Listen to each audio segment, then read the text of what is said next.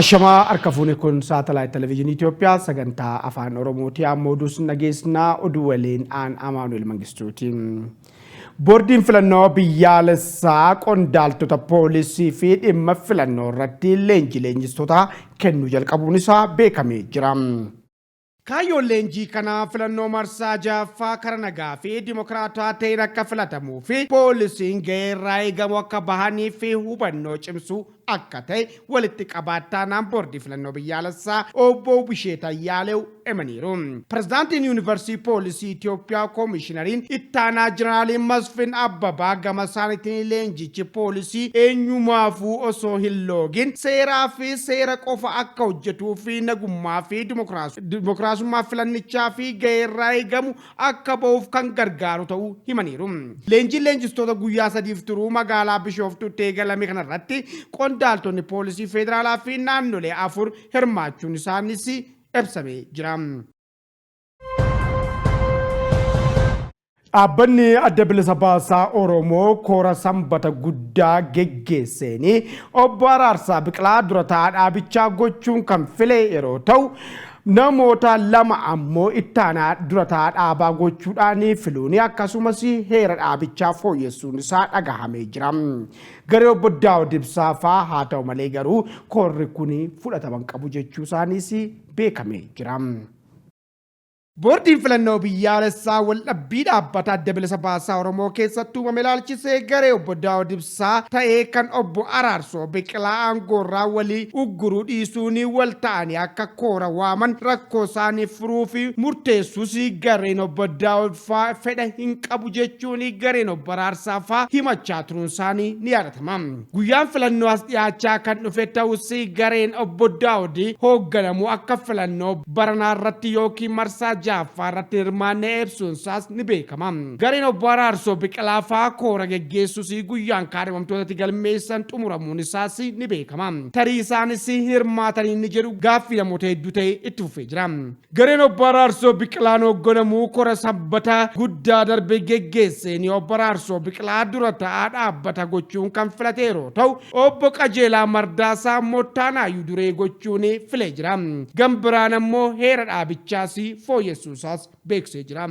Abaa'oon hooggansaa duree dhaabichaa obbo Daawudiin Ibsaan fuuluu gama isaanii ibsa sanbata xiqqaa baasanii qaamni dhaabarraa cabsatee seera koraa sabaa heeraa fi dambiiwwan keessaa dambicha akkasumas seera galmeessa boordii filannoo Itoophiyaa lakkoofsa 1162 muraa 2019 cabsee kan adeemsuu fi bu'uura seeraa yookiin aangoo heeraa kamuu hin qabu jedhee jira. Koorri sabaa waamee fi murteen dabarfamee fi seeraara jechuun ibsee jira. Gareen hayyuu duree ta'anaa obbo Araarsoo Biqilaatiinis dhaaba kana diiguu fi dhaaba biyya bulchuu waliin hojjechaa jiru jechuunis himateera. Hojii dhaabaarraas hanga korri geggeeffamutti seera jechuunis beeksisee turuunsaa kan yaadatamudha. Dhibbaa dhibbatti murtee Abaa'ooti jedhamee fudhatamuu danda'a. Kooramiin guuteeraa mijuunis guuteera jedhanii jiru. Hooggansa adda bilisummaa Oromoo keessatti wal dhibdeen ji'oota dura dhalatee furmaata dhabee jennee boordii filannoo gidduu galuu furuufis yaale turuunsaas kan yaadatamudha. TPLF bara aangoosaa hariiroo akka fedhe uumeen akka rakkoo mootummaa biyyoota lixaa akka cimuuf sababa jedhanii hojii geggeessaanii olaanaa isaat kan ta'an obbo Andaargaachoo Tsigeen. TPLF bara aangoosaa hariiroo akka fedhe uume yeroo ammaa mootummaan biyyoota lixaa Itoophiyaa irratti rakkoo akka cimuu fi sababa ta'uu hojii geggeessaanii isaat obbo Andaargaachoo Tsigee himaniiru. Rakkinicha hir'isuu fi waliin dhaabbachuun akka barbaachisus akeekkachiisanii jiru. Obbo Andaargaachoon dhimmoota haala yeroo biyyaa irratti gaazexaa Addis Zamaniin akka himanitti mootummaan olaantummaa seeraa kabachiisuu fi tarkaanfii garee adda bilisa baasaa uummata Tigraay irratti fudhachuu ilaalchisee mootummaan biyyoota lixaa fi dhaabbileen isaanii walitti dhufeenya qabanii dhugaa Itoophiyaa keessa jiru laaluun dhiyeessuun Itoophiyaa irratti miidhaa uumuu fi hojii olaanaa hojjechaa akka jiranii ibsaniiru. Mootummaan biyyoota lixaa fi isaan waliin walitti dhufeenya kan qaban gama faayinaansiin mirga namoomaa fi dhaabbilee miidiyaa Itoophiyaa irratti rakkoo dhaqqabsiisuu fi hojjechuu isaanii sababoonni baay'een akka jiran obbo Andaargaachoon dubbataniiru. Namoonni mana hidhaa Yemenitti du'an 43 keessatti Itoophiyaan akka keessatti argamuu danda'an ni yaadama jedhan dubbii himaanii ministeera dhimma alaa kan ta'an obbo Diinaa Muftiin.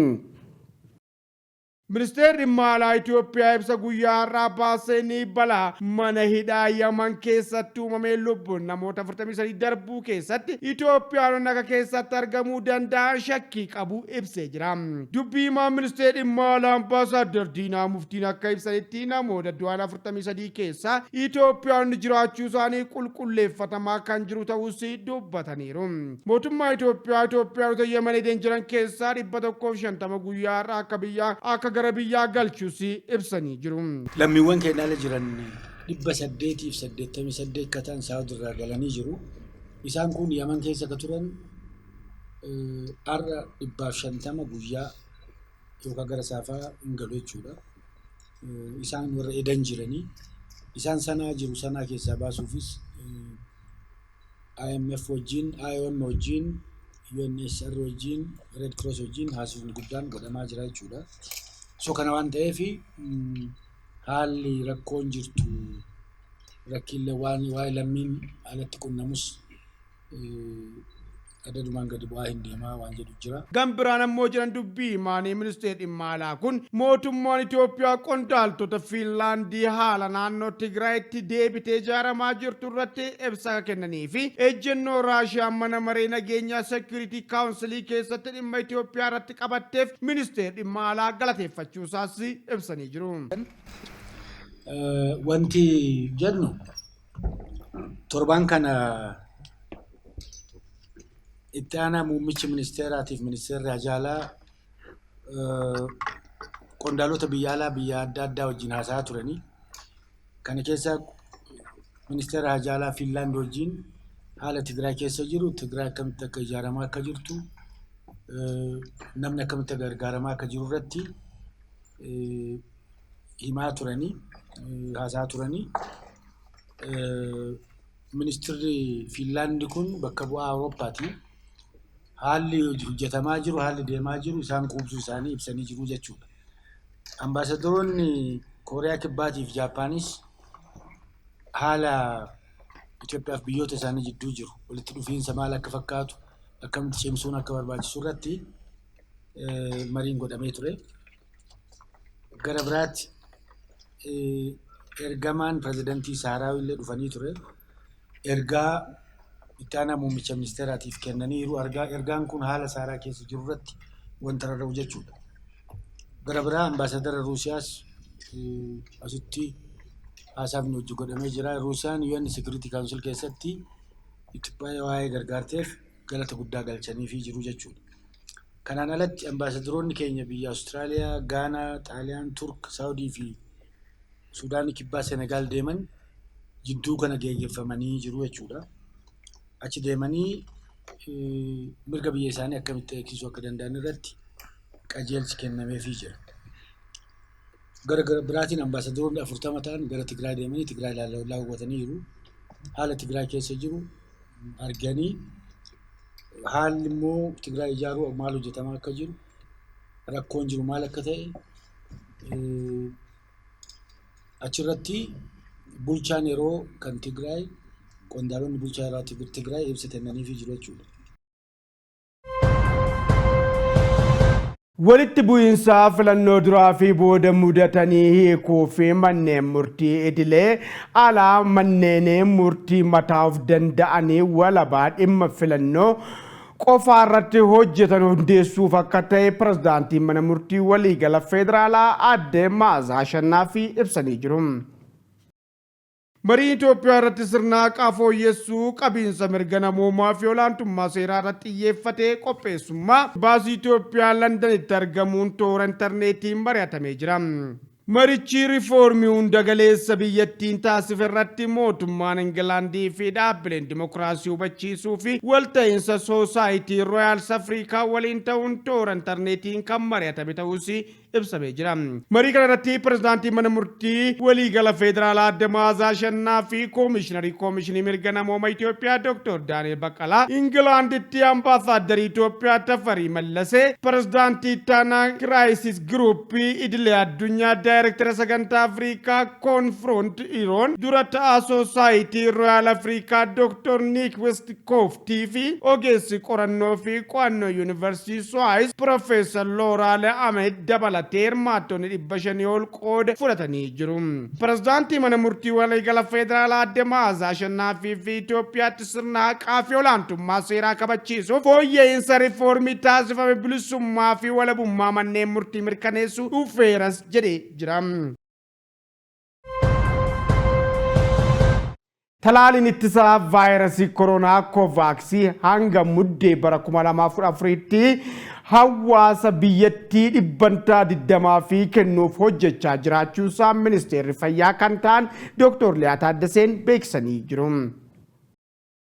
Talaalli ittisa vaayirasii koronaa koovaaksii ogeeyyii fayyaa namoota vaayirasichaa fi saaxilamoo ta'an namoota umuriin isaanii waggaa 65 ol ta'an dura kennuu itti fufuusaas kennamee jira. Ministeerri fayyaa talaalli ittisa vaayirasii koronaa bitootessa 4 sadarkaa biyyaatti kennamu eegalee fi hojiilee to'annoo tamsa'ina vaayirasichaa fi hojjetamaa jiru irratti miidiyaa fi ibsa kennanii tamsa'insi vaayirasichaa fi of dagannaan hawaasaatiin kan yeroo kamiirrayyuu caalaa yaaddessaa ta'uu eeranii jiru. Torban tokko asitti namoonni qoratamanii 100 keessaa namoonni 17 vaayirasichaan kan saaxilaman ta'uus himameera. Keessumattuu of dagannaan dhaabbilee amantaa keessatti mul'achaa jiru yaaddessaadha jedhan Dr. Liyaa Taaddasee. Manneen barnootaa keessatti to'annaa fi ittisa vaayirasichaa hojiin hojjetamaa jiru gariin ta'uus cimsee itti fufuu akka qabus hubachiisaniiru. Guyyoota 10 darbanitti qorannoo taasifameen namoonni 12,000 ta'an vaayirasichaan qabamaniiru. Namni 149 ammoo du'aniirus jedhanii jiru. Kanaaf dhimma vaayirasii kana hawaasni lola laayyootti ilaaluu dhiisee ofii fi maatii isaa akka baraaru Dr. Liyaanis dhaamsa isaanii dabarsanii jiru. Ministeerri galiiwwanii baatii gurraandhalaa keessaa galii birrii biiliyoona 21.9 walitti qabuuf akka ta'e beeksisee jira. Ministeerichi baatii gurraandhalaa keessaa galii birrii biiliyoona 21 fi miiliyoona 874 fi 200,823 ol walitti qabuuf karoorfate birrii biiliyoona 21 fi 947 fi 321 walitti qabeera jedha raawwiin galiisii harka 100 ol ta'uu ibseera. Galiin kunis waqtii wal fakkaataa bara darbee waliin yoo madaalamu birrii biiliyoona 2 fi 460 fi 404 ol yookiin harka 12.63 caalmaa kan qabu ta'uus gabaasee jira. Bataskaanni Kaatolikii aangoo gaa'ela jaallattoota saala wal fakkaataa qabanii eebbisuu fi akka aangoo hin qabaanne qajeelfamni amantichaatti gaafatamaa kan ta'anii waajjirri Vaatikaan beeksisee jira. Korri qajeelcha amantaa yookiin Congregation for the Doctrine of Faith guyyaa wiixataa waqni cubbuu eebbisuu hin danda'u jedhee ture. Haa ta'u malee korri kun waa'ee hariiroo jaallattoota saala wal fakkaataa waan gaariis jedheera.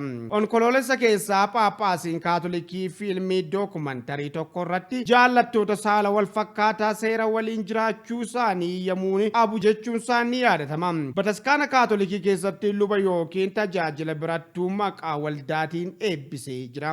Wiixata kanaa Phaaphaasiin Firaansiisii murtoo kora kanaa raggaasisaniiru. Kun loogiisii sirrii hin taane fiduuf osoo hin taane yaadachiisaa kabaja waaqeffannaa uummataati jedhanii jiru. Bataskaanonni muraasni dhiyoo kanarraa kaasee Jarmanii fi USA keessatti gaa'ela saala wal fakkaataa eebbisaa jiraachuu Reuters gabaasuunsaas ni yaadatama. Korri amantii kun garuu gaaffii bataskaana gaa'ela jaallattoota saala wal fakkaataa eebbisuu dandeessu jedhuu fi deebiin isaa gaarii hin turre. Korri amantii kun gaa'ela dubartii fi dhiira safuu eegamee gatii ta'ee fi warra saala wal fakkaataafis dabarsuu hin danda'amu jedhee jira. Sababa kanaan hariiroon kamiyyuu kan dhiiraa fi dubartii alatti jiru eebbisuu fi quunnamtii saalaa gaa'ela ala taasifamu jabeessuun fudhatama hin qabus jedhanii jiru. dhimma kana mormuuni namoonni suuraa gaa'ila namoota saala wal fakkaataa maxxansaa turuun isaaniis beekamee jira. Dubartiin Chaarloot Saayimeeraa jedhamtu saala wal fakkaataa jaallachuun filannoo miti, nun waaqatu bareechee nu uume, Vaatikaanii fi dhaabbilee biroon kana mirkaneessuu hin barbaachisu jettee jirti. Daayirektara olaanaa garee jaallattoota saala wal fakkaataa garee amantii Kaatolikii New Ways ministeer ibsi Vaatikaan kenne kunis waan haaraa miti garuu nama gad jedhee jira. Paappaasiin Kaatolikii Poop Firaansiis bara 2013 jaallattoota saala wal fakkaataa irratti firdii kennuu fi an eenyu jedhanii turuun isaa hin yaadatama. Paappaasichi bara darbee jaallattoonni saala wal fakkaataa maatii qabaachuu ni danda'u, ijoollee waaqaati namni kamiyyuu gadadoo fi dabarfamee kennamuu hin qabu jedhanii turan. Boodarra garuu Vaatikaan dubbiin kun akka hin taanetti fudhatamu akka waan gaa'ila saala wal fakkaataa deeggaruutti fudhatame jechuu yaadachiisa ibsitee turte. Egaa kabajamtoota hordoftoota keenyaa oduu keenya xumurree jirraa, qophiilee afaan waliin turtii gaarii.